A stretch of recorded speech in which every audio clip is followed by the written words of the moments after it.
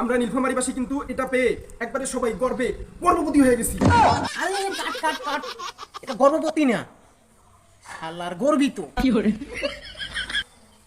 ও আচ্ছা আচ্ছা আচ্ছা। উত্তরবঙ্গের নীলফামারী জেলায় চীনা প্রকল্প 1000 শয্যা হাসপাতাল নিয়ে এই সম্পর্কে কিছু বলেন।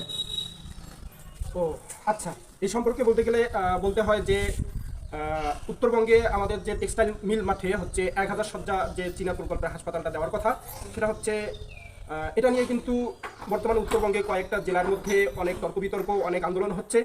তো আমি মনে করি এটা হচ্ছে তাদের অযৌক্তিক। আসলে অযুক্তিটা কেন? বাকিরা যারা হচ্ছে আন্দোলন করতেছে এরা অযৌক্তিক এই কারণেই যে টেক্সটাইল মিল মাঠে যদি আমাদের এটা হয় তাহলে সুবিধাগুলো আমি বলি আগে, ঠিক আছে?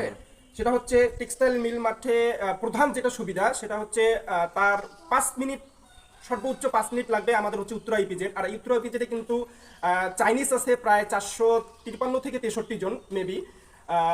এদের যে একটা চিকিৎসার যদি কোনো সময়ে সমস্যা হয় এদের, তাহলে কিন্তু 3 থেকে 5 মিনিটের মধ্যে তারা এই দ্রুত গতিতে এখানে গিয়ে চিকিৎসাটা নিতে পারবে। এক, দ্বিতীয় নাম্বার হচ্ছে আমাদের টেক্সটাইল মিলে যদি এই প্রকল্পটা হয় তাহলে টেক্সটাইল মিল থেকে নিয়ে দারোয়ানি যে আমাদের একটা রেলপথের যে একটা স্টেশন আছে সেই স্টেশনে দ্রুত গতি হচ্ছে মানে গতিসীমা হচ্ছে আপনার 5 মিনিটের মতো ওখানেও।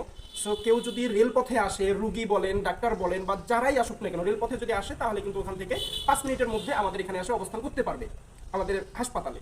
আবার হচ্ছে যদি কোনো ডাক্তার আসে ঢাকা থেকে দ্রুত গতিতে, তাহলে কিন্তু সৈয়দপুরে যদি ল্যান্ড করে বিমানে এসে, ওখান থেকে সৈয়দপুর থেকে 15 থেকে 20 মিনিটের মধ্যে কিন্তু ডাক্তার আমাদের এখানে এসে উপস্থিত হতে পারবে। কিন্তু লালমনিরহাট, ডোমারডিমলা, এইদিকে হচ্ছে আপনার কি যেন বলে আপনার হচ্ছে ঠাকুরগাঁ পঞ্চগড় এরা যে মানে আন্দোলন করতেছে, আসলে এদের কি সুবিধা আছে আমি এটা বুঝি না।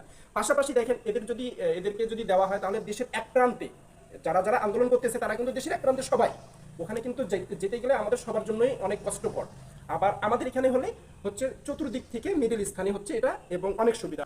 তো আমরা নীলফামারীবাসী কিন্তু এটা পেয়ে একবারে সবাই গর্ভবতী হয়ে গেছি। আরে কাট কাট কাট, এটা গর্ভবতী না, শালার গর্বিত।